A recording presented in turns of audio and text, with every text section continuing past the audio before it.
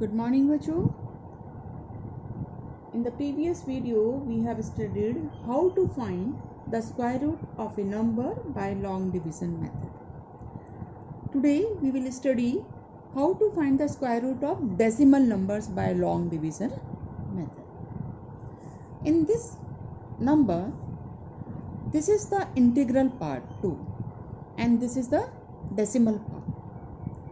In the integral part, put the bars as usual as we have done in earlier questions. In decimal part, we have to put the bars starting from the place which is just after the decimal. जो decimal से पहले वाला part है, integral part है, उसमें तो आप unit place की साइड से ही बार्स लगाना स्टार्ट करेंगे.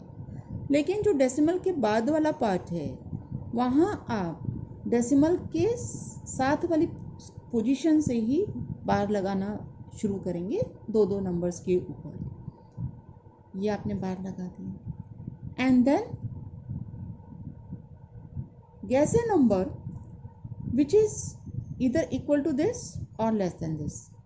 अगर ये परफेक्ट स्क्वायर है तब तो इसके इक्वल आ सकता है, और ये परफेक्ट स्क्वायर नहीं है तो इससे छोटा नंबर आपको देखना पड़ेगा. यहाँ 2 परफेक्ट स्क्वायर नहीं है, लेकिन इससे पहले वाला परफेक्ट स्क्वायर नंबर कौन सा है हमारे पास? 1, और 1 का ही परफेक्ट स्क्वायर होता है. इट मीन्स यहाँ हमें डिवाइज़र में 1 लिखना है और कोशेंट में भी 1 लिखना है. इसको मल्टीप्लाई करिए दोनों को और रिजल्ट यहाँ लिख के सब्ट्रैक्ट करिए, दैट इज़ 1. अब नेक्स्ट पेयर उतारने से पहले डेसिमल आ रहा है, तो we have to put decimal in the quotient and then note down the next pair. Here put the twice of the quotient here. It's 1, इसका twice हो गया 2.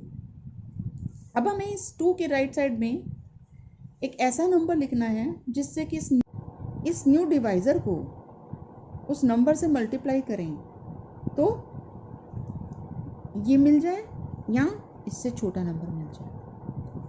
अब इस नंबर के एंड में 6 है और हमने फर्स्ट एक्सरसाइज में पढ़ा था, अगर किसी नंबर की यूनिट प्लेस पर 6 या 4 होगा तब उसके स्क्वायर में यूनिट प्लेस पर 6 आता है. इसका मतलब यहाँ पर हमारे पास 2 पॉसिबिलिटीज़ हैं, या तो ये 4 हो सकता है या ये 6 हो सकता है.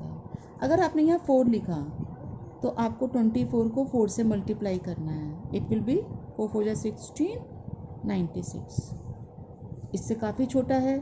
अगर हम 6 लिखेंगे तो 26 को आप 6 से मल्टीप्लाई करेंगे, then it will be 156. It means this is correct. You have to write 6 here and 6 in the quotient and the result is 156. Now the remainder is 0. So square root of 2.56 is 1.6. One more part. 51.84. 51.84. तो decimal के साथ से ही आप ये ध्यान रखिए कि हमें पेयरिंग स्टार्ट करनी है, बार लगाना शुरू करना है. तो यूनिट प्लेस इंटीग्रल पार्ट की ये है, आपने इस साइड से बार लगाना शुरू करा है.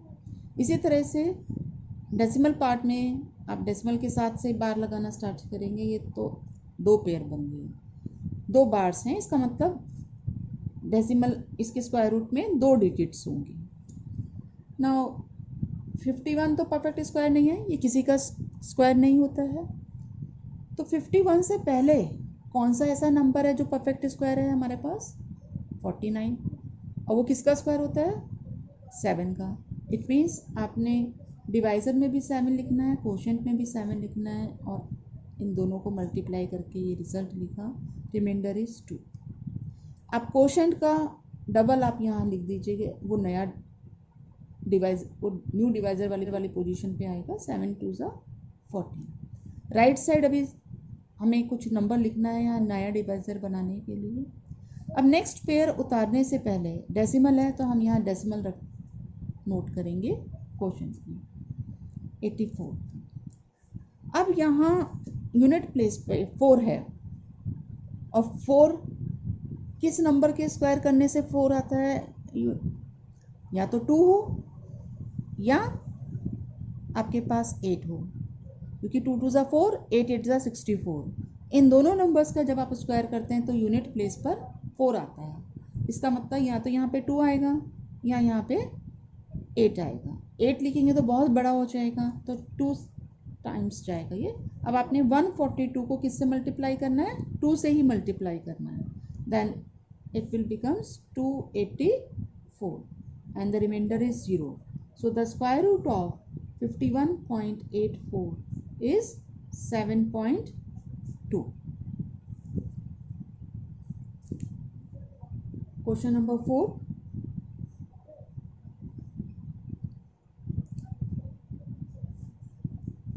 Find the least number which must be subtracted from this number so as to get a perfect square, and also find the square root of the perfect square obtained.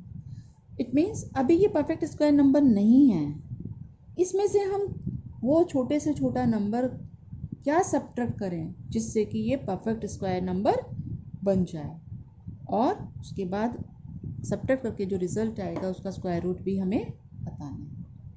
तो इन क्वेश्चंस को हम long division method से ही करते हैं। 402 है तो unit place की side से आप बार लगाना शुरू करेंगे। ये सिंगल डिजिट के ऊपर भी एक बार आ गया, 2 बार, इट मीन्स इसके स्क्वायर रूट में 2 डिजिट्स होंगी।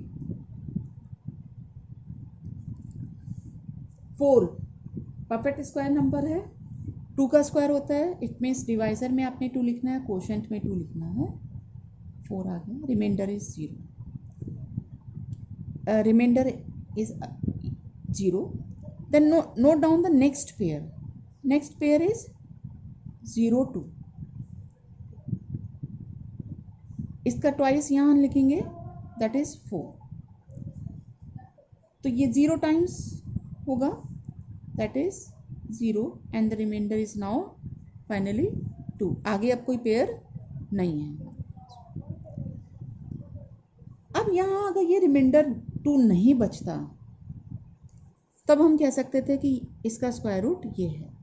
रिमाइंडर 2 बच रहा है, इसका मतलब इसमें 2 एक्स्ट्रा आ रहा है, it means 2 should be subtracted from 402। 2 should be subtracted from 402 to make it a perfect square.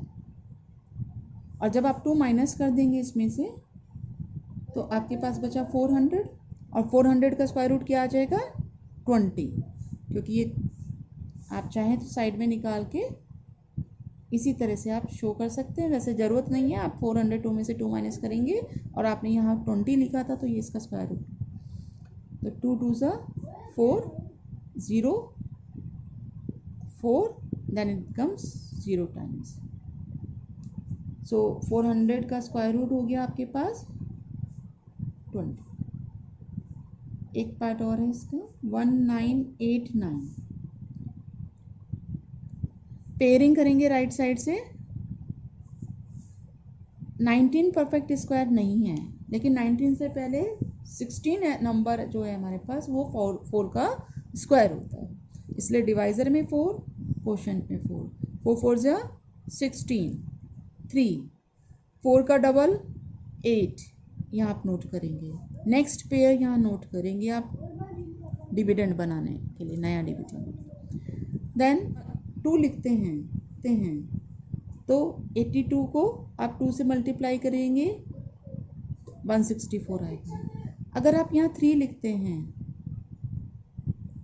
3 3 ज़ा 9, 8 3 ज़ा 24।